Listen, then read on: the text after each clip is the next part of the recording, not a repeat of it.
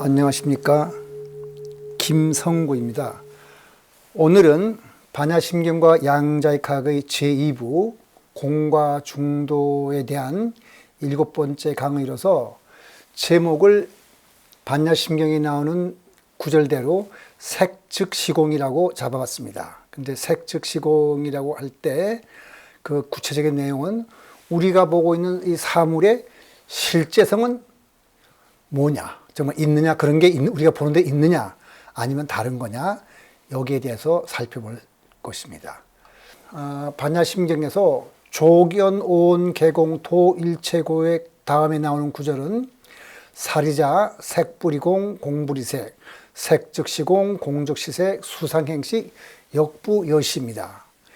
근데 이 구절을 보면은 색뿌리공 공부리색 색즉시공 공즉시색 네 마디는 같은 내용의 말을 4번 거듭한 것처럼 들립니다. 그런데 한 가지 우리가 이상하게 생각해 봐야 될 것은 이 반야심경이라는 건 전체가 260자로 된 굉장히 짧은 경전에서 불교의 핵심적인 내용을 공과 중도를 압축한 건데, 근데 거기에서 같은 말을 왜 4번씩 반복했을까 하는 것을 한번 생각해 볼 필요가 있습니다. 한마디로 공과 색이라고 하지만 색이 분명한 현상에서 우리가 공을 볼 수가 있고, 공이 분명한 현상에서 색의 작용을 보게 된다면 공과 색의 관계를 이렇게 4가지로 표현하게 될 것입니다. 그래서 그 하나씩 살펴보기로 하죠. 먼저 색이 무엇인지 한번 생각해 보기로 하죠. 우리가 무엇이 존재한다고 할 때 우리는 뭘 보고 그런 것이 존재한다고 하는 건지, 우리는 도대체 뭘 가리켜서 색, 즉 물리적 실제라고 하는 것인가 하는 것을 살펴보도록 하겠습니다. 그러니까 예를 들어 설명하겠는데, 새로운 예를 들은 것보다는 여러분들께 이미 설명을 했던 것을 예로 들면 더 친숙할 것 같아서 불교에 대한 3가지 오해 중 제2부 무아윤회 10강에 산 예로 설명드리겠습니다. 여기에 사진에 보면은 돌멩이가 3개 있어요. 우리는 이 돌을 보고 우리가 아는 건 뭡니까? 크기, 무게, 색깔, 모양을 측정하고서 그것들이 어떤 값을 갖는지 우리가 말할 수가 있어요. 크기, 무게, 색깔, 모양, 이런 것들을 보고 이 돌의 물리량이라고 부르는데, 이 물리량은 어디서 온 걸까 한번 생각해 보죠. 양자역학이 탄생하기 전까지는 우리 모두는 돌이라는 물리적 실제가 그런 게 있어서 관찰자인 우리가 돌의 속성으로서 이 물리량들을 측정할 수 있다고 믿어왔습니다. 그리고 우리가 측정하지 않아도 이 물리량들은 돌의 속성으로서 존재한다고 생각했거든요. 근데 과연 이 생각이 옳은지 확인해 보는 것이 오늘 강의의 핵심적인 내용입니다. 참고로 미리 말씀드린다면 그 물리 법칙의 발견이라는 정보와 양자역학에 관한 내용을 잘 설명한 책이 있는데, 거기에 블레트고 베들이라는 옥스퍼드 대학의 양자 정보를 전공하는 물리학자가 이런 말을 했어요. 소위 전자라는 것도 다른 것과의 상호작용을 통해 어떤 특정한 행동을 기술하는 명칭이다. 불교에서 얘기하듯이 우리는 그 물체와 그 물체가 가지는 어떤 성질을 혼돈해서는 안 된다. 우리가 이름을 붙였다고 해서 그것이 실제로 존재한다고 할 수는 없다. 양자 물리학은 그러한 점에서 불교에서 말하는 공의 개념과 아주 크게 일치한 점이 있다. 이렇게 보거든요. 그 물리학자들이 관찰한 건 뭔가? 예를 들어서 물리학자들이 입자의 속성을 말하죠. 실제로 양자 때 전자라 그럴 때는 전자라는 물리의 실제를 보는 거 아닙니다. 단지 어떤 것의 질량, 전기량, 스핀 등등을 물리량을 보고서 속성을 알거든요. 그리고 거기다가 전자라는 이름을 붙이는 거예요.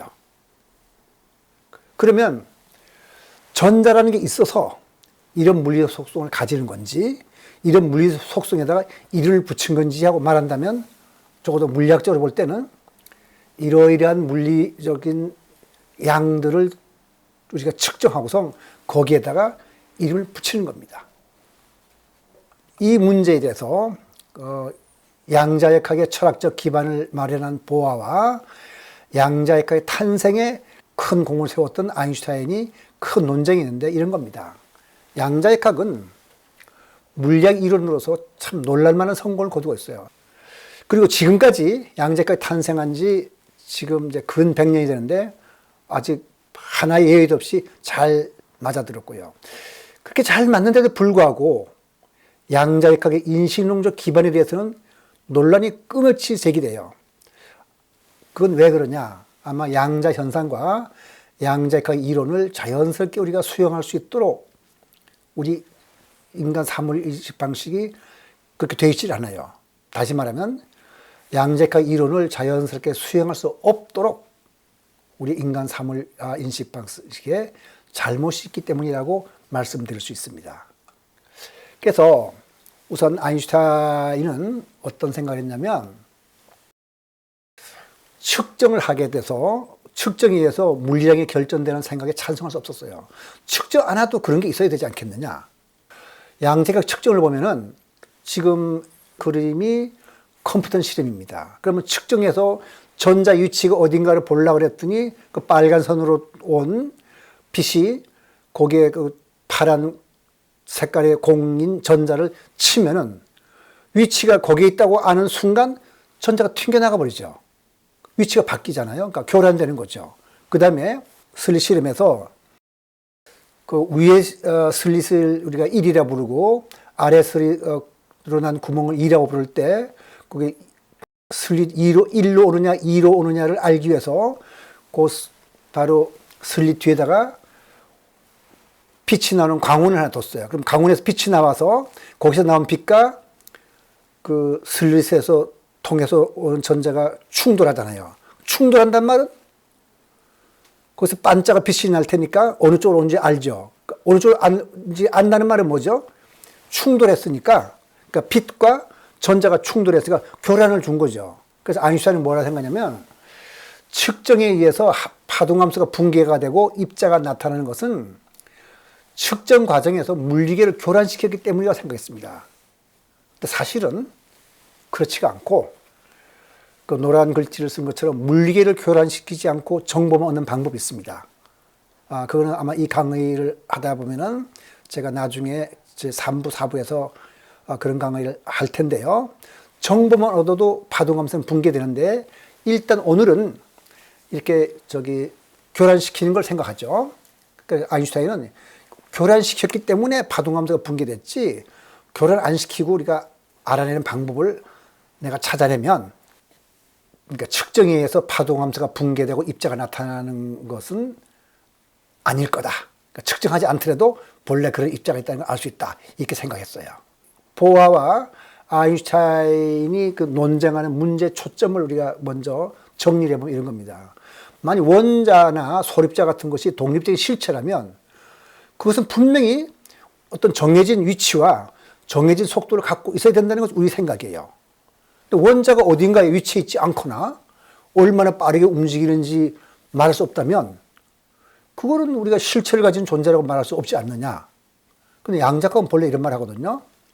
입자가 어디에서 얼마나 빠르게 움직이는가 하는 것은 그 물음 자체가 성립되지 않는다. 그걸 우리가 불확정성 원리라고 그러는데 불확정성 원리는 제가 3부에서 그 철학적 의미를 다시 한번 하겠습니다만은 오늘은 간단하게 이렇게 말하죠. 입자의 위치와 속도를 동시에 정확하게 측정할 수는 없다. 우리가 이거 컴퓨터 산람 실험을 통해서 이해가 가능하죠. 왜냐하면 전자를 빛이 때리면 전자가 튕겨나가니까 전자 위치가 움직이잖아요. 그 정도로 이해하시면 될 겁니다. 그래서 쟁점을 요약하면 아인슈타인이 이런 생각을 했어요. 불확정성 원리를 내가 인정한다.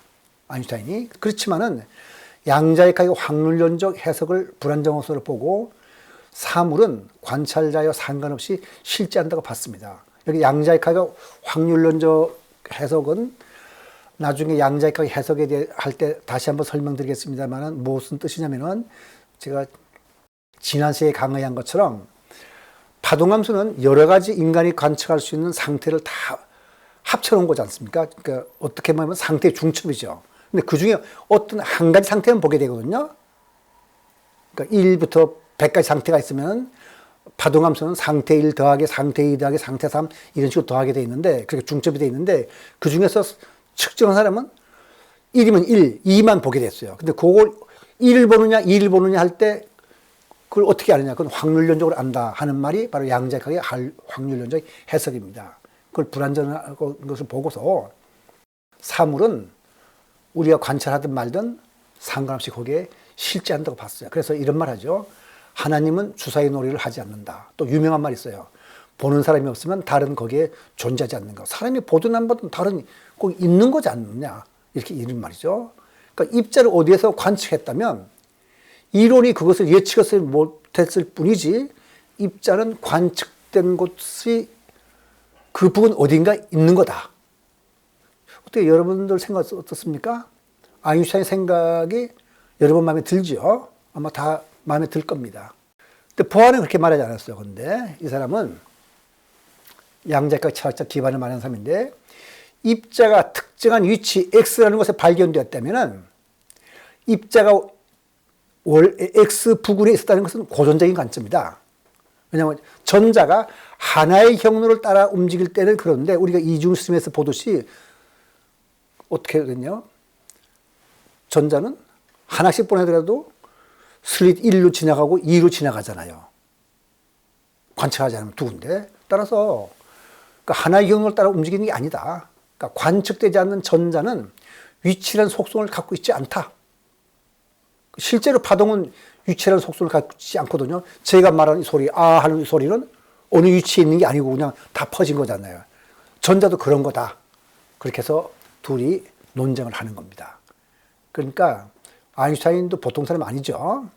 보아한테 질 사람이 아닙니다. 그래서 이런 아주 유명한 EPR 파라독스를 해가지고, 이게 유명한 내용인데 1935년에 아인슈타인이 포돌스키라는 수학자하고 로제는 물리학자입니다. 그러니까 아인슈타인이라는 뛰어난 물리학자와 포돌스키라는 수학자와 로젠이라는 물리학자 셋이서 머리를 맞대갖고 양자역학을 공격하는 논문을 썼으니까 그 내용이 얼마나 심오하고 깊겠습니까? 그래서 그건 뭐냐면, 고전역학은 어떻게 하냐면 외부에 존재하는 객관적 실제를 의심치 않아요. 여기 커브 있으면은 이 커브는 관찰자인 내가 보든 안 보든 여기에 있어요. 내가 이렇게 안 봐도 여기 있는 거잖아요. 아인슈타인도 그렇게 생각한 거죠. 그래서 아인슈타인이 뭐라 하냐면, 개를 교란시키지 않고 이 물리적 시스템이 정확히 어떤 물리량을 가지고 있는지 예측할 수 있다면 그거는 거기에 어떤 물리적 실제 한 요소가 있어서 이 물리량에 대응하는 것이다. 이 말은 좀 물리적인 말이기 때문에 좀 어렵다면 이런 말입니다. 내가 아까 보여줬던 예에서 돌멩이를 보고 여기에서 돌의 색깔, 모양, 크기라는 걸 정했다면은 그거는 돌멩이라는 물리적 실제가 있으니까 그런 물리량을 얻은 거다, 이런 뜻입니다. 이야기 그렇게 하면 쉽죠, 그죠? 네. 그게 아인슈타인 생각이에요. 근데 그런 거를 실험을 고안합니다. 그래서 아인슈타인, 포돌스키, 로젠이 이런 실험을 합니다. 어떻게 하냐면은 입자 하나가 둘로 분리됐을 때 이 중 하나의 입자에 대해서 위치와 운동량을 측정하면은 이쪽은 측정하지 않고도 이쪽을 알아낼 수 있는 방법을 고안해내요. 원래는 불확정성 원리는 뭐였어요? 위치와 운동량을 동시에 정확하게 측정할 수 없는 거잖아요. 그런데 이쪽을 건드리지 않고 측정하지 않고도 알아내는 방법을 고안했는데, 이것은 원리적으로 쓴 거고, 그건 실제 실험은 어렵기 때문에 그와 똑같은 원리적인 방법으로서 데이비드 봄이라는 또 뛰어난 물리학자가 아인슈타인이 제안했던 그것과 원리적으로 같으면서도 실제로 실험이 할 수 있는 방법을 제안했습니다. 요질이 이런 거예요. 물리량이 영인 입자 두 개로 분리가 돼요, 이렇게. 근데 그 중에서 특별하게 물리량 중에서 우리가 스핀을 얘기하죠. 스핀이라는 건 뭐냐면은 도는 걸 말하는 거예요. 시계와 같은 방향으로 돌면은 마이너스 값을 주고, 시계와 반대 방향으로 돌면 플러스 값을 주는 거예요. 그래서 전자와 양전자의 쌍으로 되어 있는 그 어떤 포스트로놈이라는 원자가 있는데 그 원자가 스핀이 0입니다. 근데 분리가 되면은 지금 거기 그림에 전자하고 양전자 분리됐잖아요. 그죠? 그럼 전자는 2분의 1이나 마이너스 2분의 1을 가질 수 있어요. 양전자도 마이너스 1이나 2분의 1을 가질 수 있는데 문제는 둘이 합이 0이 돼야 되니까 만약 전자가 2분의 1이라면 양전자는 마이너스 2분의 1. 전자가 마이너스 2분의 1이라면 양전자는 2분의 1이 돼야 돼요.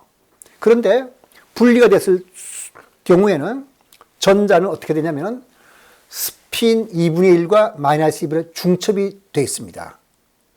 측정 전에는. 그건 이미 여러분들이 한테 제가 그 지난 스편 강의에서 설명을 드렸잖아요. 그 미시세계 소립자들은 상태 중첩이라고 해서.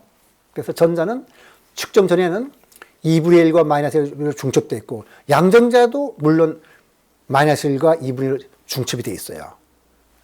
이 피어 패러독스라는 건 뭐냐면은 전자와 양전자가 분리가 됐어요. 그래서 거리가 수백 광년이 거리가 떨어졌거든. 가정합시다. 그죠? 측정 전에 전자와 양전자의 스핀 상태는 중첩이라고 했잖아요. 그러니까 전자의 스핀을 측정하면 2분의 1 또는 마이너스 2분의 1 보는 거고 양전자의 스핀도 2분의 1 또는 마이너스 2분의 1 중인데 자, 전자의 스핀을 측정한 값이 2분의 1이라면 수백 광년 떨어진 양전자 스핀은 즉각적으로 마이너스 2분의 1 결정되게 돼 있어요. 왜냐하면 합치면 0 돼야 되니까. 근데 어떻게 수백 광년 떨어진 양전자가 전자의 스핀이 2분의 1로 관측된 것을 알 수 있겠네요. 이거 말이에요. 만일 그냥 전자 스핀 측정하지 않고 누군가 양전자 스핀을 측정했더라면 2분의 1로 될 수 있었고 마이너스 될 수 있었거든요. 근데 전자 스핀을 측정해서 2분의 1이니까 양전자가 저쪽 친구가 2분의 1이 말이지 그럼 나는 마이너스 10을 대야지 하려는 것은 2분의 1이라는 값을 측정했다는 정보가 전달돼야 될 거 아니에요. 상대성 이론에 의하면 그 정보가 전달하는 속도는 빛보다 빠를 수가 없습니다. 그러니까 빛의 속도로 전달되는데 그러니까 수백 광년 떨어졌으니까 전자가 2분의 1이라는 값을 갖는다는 정보가 양전자에 도달하려면 수백 년 걸려야 될 거 아니에요. 근데 그렇게 시간 안 걸리고 막바로 그냥 딱 마이너스 10이 결정되니까 이거는 파라독스죠. 이것은 처음부터 양전자가 마이너스 2분의 1이라는 값을 가졌기 때문에 그렇다는 것이 아인슈타인의 생각입니다. 파라독스는 없어야 되니까요. 따라서 아인슈타인 주장은 이 말입니다. 정보 전달 속도는 빛보다 빠를 수 없어요. 따라 측정 전에 스핀 값은 결정돼 있어야 한다. 그런 스핀 값이 결정됐다는 말은 그런 물리량을 주는 물리 실제가 있다는 것이다. 다시 말해서 측정 전에도 입자는 실제하는 것이다. 그러니까 측정 없이 물리량을 결정할 수도 있는데도 불구하고 현재 양자의 각은 그걸 예측하지 못하니까 불완전하다. 따라서 양자의 각이 불완전하기 때문에 이런 패러독스가 따르는 것이지 본래 패러독스는 없는 거이니까 물리적 실제는 있는 거다. 이게 아인슈타인 주장이거든요. 그러니까 좀 여담처럼 말할게요. 이런 논문을 쓰자마자 부하가 아침을 먹는데 그 논문을 봤답니다. 그러니까 조교가 전하는 말이 하면은 너무너무 이건 정말 완전한 그 양자역학을 공격하는 완벽한 이론인 것 같아서 부하가 이렇게 물을 마시다가 아니 커피를 마시다가 떨어뜨렸대요. 그리고 당황해가지고 잠깐 화장실 갔다 오는데 얼굴이 밝아져서 왔더래요. 답을 생각해낸 거예요. 어떤 답이냐면 지금 말씀드릴게요. 보아의 설명은 이겁니다. 측정 전에는 두 개의 파편이 분리됐다고 말할 수 없다. 양자역학은 뭐죠? 파편이 분리된 것도 일단 측정해야지만 그런 게 있다는 걸 아는 거지 측정 전에 어떻게 아느냐 이거죠. 관측 결과 몇백 광년이 떨어져 있다는 것이 판명될지라도 측정 전의 키는 하나다 그냥. 하나니까 원래 0인 거니까 이놈이 2분의 1이면 이건 당연히 마이너스 되는 거다. 이렇게 말을 한 거예요. 그래서 종합적으로 일 말하면 비국소성이라 그런 거죠. 비분리성. 같은 말이죠. 비분리성이나 비국소성은 분리되었다고 생각하고 걔를 기술하면 이미 물리계의 교란을 준 거기 때문에 그거는 측정 전까지는 수백 광년 떨어졌을 뿐만 아니라 우주의 양쪽 끝에 있다 하더라도 그 분리됐다고 보지 말아라. 이런 말입니다. 자, 보아가 아인슈타인 누가 옳은지 결정하는 것은 쉬운 일이 아니죠.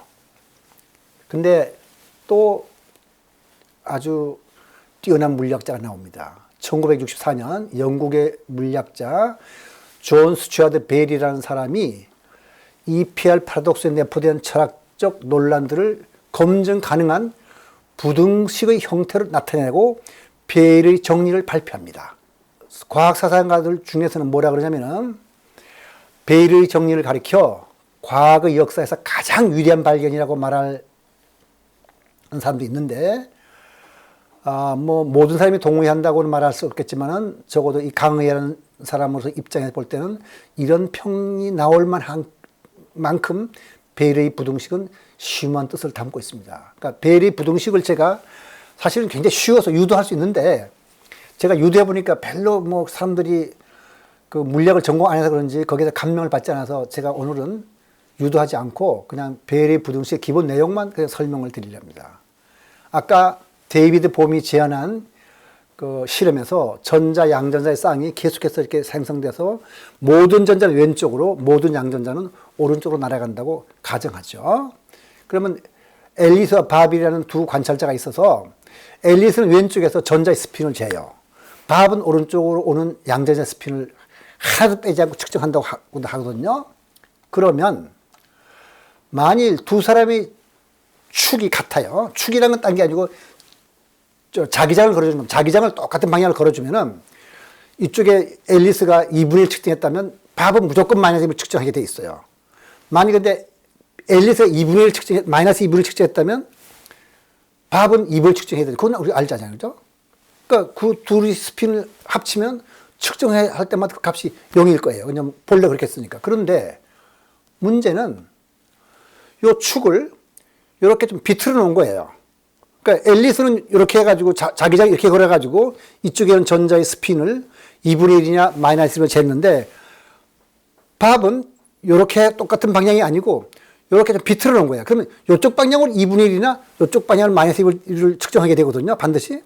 그렇게 되면은 일치하지 않는 경우가 생겨요. 합이. 근데 어떻게 돌려놓든 간에 사실은 그 2분의 1이나 마이너스 1 측정할 값은 50%밖에 안 되기 때문에 아무리 마구 조절을 하더라도 측정한 스핀이 합이 0이 되는 확률은 전체 50%를 넘어야 된다는 것을 그 부등식으로 나타낼 수 있어요. 이거 말고도 여러 가지 방법으로 그 벨의 부등식으로 나타내는 방법이 있는데 어쨌든 지금 여러분들이 이해가 쉽게 하기 위해서 지금 그렇게 말해준 거예요. 그러니까 그러나 만약 비율이 50%를 넘지 않는다면 아인슈타인이 주장한 바와 같은 종류의 실제성과 분리성은 없는 거죠. 그래서 벨의 부등식을 정리를 말한다면 이런 겁니다. 인간의 사물 인식 방식에 잘못이 없다면 벨의 부등식을 위배하는 사례는 우리가 있어서는 안 된다. 근데 이걸 벨의 정리라고 해요. 간단하죠? 근데 벨의 부등식을 위배하는 사례가 한 가지라도 발견된다면 인간의 사물인식 방식에 어떤 근원적인 잘못이 있다는 걸 뜻합니다. 그러면 여기서 말하는 인간의 그 사물인식 방식은 뭔가 이걸 생각해 보죠. 인간의 사물인식 방식이란 아인슈타인이 생각한 것처럼 물리량에는 물리적 실제가 대응하고 이 실제는 측정과 관계 존재가 된다고 생각하는 것이 바로 그 사물인식 방식이에요. 그 다음에 실제 측정해 보지 않고 한 개 입자가 두 개를 분리됐다고 가정하는 것도 거기에 포함돼요. 달리 말하면 벨의 부등식을 위배하는 경우를 한 가지라도 발견한다면 그것은 우리가 사는 실제 세계에는 기본적으로 실제성이 없거나 분리성이 없거나 아니면 둘 다 없다는 걸 뜻하게 돼요. 적어도 분리성이 없다는 건 확실해요. 왜냐하면 아까 EPR 파라독스 말하듯이 분리성이 있다는 말은 뭐냐면 분리가 돼서 정보가 전달되는데 빛의 속도로 간다는 뜻이거든요. 그러니까 분리성이 있으면 실제성도 있어야 하기 때문에 만일 벨 부등식이 깨진다는 적어도 분리성은 없는 건 확실해요. 근데 이 실험을 여러 사람들이 했는데 불란서의 그 알랭 아스펙이라는 사람이 이제 그 지금 제가 말씀드린 것처럼 전자와 양전자를 한 게 아니고 빛은 입자 성질이 광자라고 그러거든요. 광자 가지고 실험을 합니다. 해가지고 베리 부등식이 깨지는 것을 발견했어요. 그래서 프랑스의 물리학자 알랭 아스펙이 1982년 벨 부등식 유변한 사례를 발견했거든요. 그래서 물리학의 정통적 해석을 우리가 코펜하겐 해석이라 해서 나중에 제 3부에서 양자과 해석을 설명을 줄 때 제가 자세하게 설명드리겠습니다만, 여기서는 일단 물리학의 전통적 해석이라죠. 정통적 해석에 따르면 실제성도 없고 분리성도 없어요. 그 말은 뭐냐면은 측정 없이는 물리량이 실제로 말할 수 없다는 거예요. 다시 말해서 물리량이라는 것은 측정했기 때문에 그때 만들어졌다는 뜻입니다. 그 다음에 정통적 해석이 아닌 데이비드 보험의 해석이라는 게 있는데, 그 보험의 해석에 의하면은 적어도 분리성은 없다. 분리성 없다는 말은 뭐죠? 떨어진 게 아니라는 뜻이에요. 우주 전체가 분리할 수 없는 하나란 그런 뜻입니다. 근데 이상하잖아요. 여러분과 나는 다 떨어져 있고 컵도 나랑 떨어져 있잖아요. 왜 그럴까? 이런 건 우리가 이제 앞으로 3부, 4부에서 생각을 해볼 겁니다. 요걸 양자 얽힘이라고 그러는 거죠. 우주 전체가 분리할 수 없는 하나라는 거. 그 양자 얽힘이라고 그러는데, 지금 이 강의 제목은 양자 얽힘이라는 말을 쓰지 않고 사물의 실제성이라 썼는데, 그거는 뭐냐면 우리가 지금 색즉 시공을 알고 싶어서 그런 거거든요. 이게 양자 얽힘은 나중에 또 우리가 강의를 할 겁니다. 그러니까 4부에서. 그래서 이제 강의를 끝낼 때가 돼서 정리를 하자면, 공의 미묘한 뜻에 대해서는 우리가 제11강에서 정리를 하겠지만, 제1차적인 뜻은 없음이에요. 그러니까 색즉 시공이랄 때 이 말은 빈말이 아닙니다. 정말 없다는 뜻이에요. 있는 것처럼 보이는 것을 실제로 살펴보니 그것은 본래적으로 있는 것이 아니고 관찰자 측정에서 생겨난 것이라는 뜻입니다. 그러니까 우리가 양자 현상을 살펴보는 것은 근데 물리학을 공부의 위해서가 아니고 반야신경을 이해하고 불교적 진리에 대한 믿음을 확고하게 다지고 우리가 바르게 살기 위한 거거든요. 그러면 색즉 시공이 양자역학을 뒷받침다고 했는데서 그것이 우리의 수행에 무슨 도움이 될까? 이런 생각을 해봐야죠. 근데 수상행시 역부시를 했거든요. 즉 색즉 시공이라면 우리의 마음의 작용도 똑같이 공이다, 이런 뜻입니다. 그러면 존재한다고 생각하는 색이 공하다면 우리가 같이 또 매달리는 것도 사실 본질적으로 공한 것은 아닐까 하고 생각할 필요가 있잖아요. 왜냐하면 수상행시 역부여시가 있으니까 수, 느낌, 상, 우리의 지각, 그 다음에 의지, 의식, 이 모든 것이 다 색즉 시공이와 마찬가지가 있으니까, 그러니까 우리가 집착하고 바라는 것이 많이 있지만 그것들 대부분은 이루어지지 않아도 큰 문제가 없는 것들입니다, 실제로. 그러니까 우리가 바라는 것들을 중요성에 따라서 1, 2, 3, 4 순서를 매긴다면 가장 중요한 거 하나가 가져오는 만족도는 우리 욕구의 80%를 만족시킨다고 해요. 심리학자들이 조사해본 바에는. 나머지 우선순위 2, 3, 4 다 합쳐봤자 겨우 20%밖에 안 돼요. 그러면 우리가 우리 일에 성공하고 성취감을 얻으려면 우선순위가 1인 것 하나를 남기고 다른 것은 다 버릴 필요가 있어요. 근데 우리 못 버리거든요. 버리지 못하는 것은 그게 공으로 보이지 않아서 뭔가 실체가 있는 것처럼 보여서 매달리는 거고 용기가 없어서 그런 겁니다. 그래서 색즉 시공이 우리에게 주는 교훈은 우선순위 첫째와 둘째를 남겨두고 나머지를 다 버리라는 겁니다. 물론 깨친 자는 뭐 우선순위 첫째도 없고 그냥 다 비어있겠지만은 우리는 그럴 수는 없으니까 적어도 우리는 적어도 하나만 남기고 나머지는 아깝더라도 버리라는 겁니다. 가치가 없다는 뜻이에요. 공이라고. 그러니까 다 버리면 정말 그릇된 욕망이 사라지고 겸손해지고 깨친 자가 되겠지만 우리는 그러지는 못하니까 하나는 남기자는 뜻이죠. 그래서 다음 강의에서는 우리 양자역학을 통해서 공불 이세계에 대해서 우리가 살펴보기로 하고 오늘 강의는 여기서 마치도록 하겠습니다.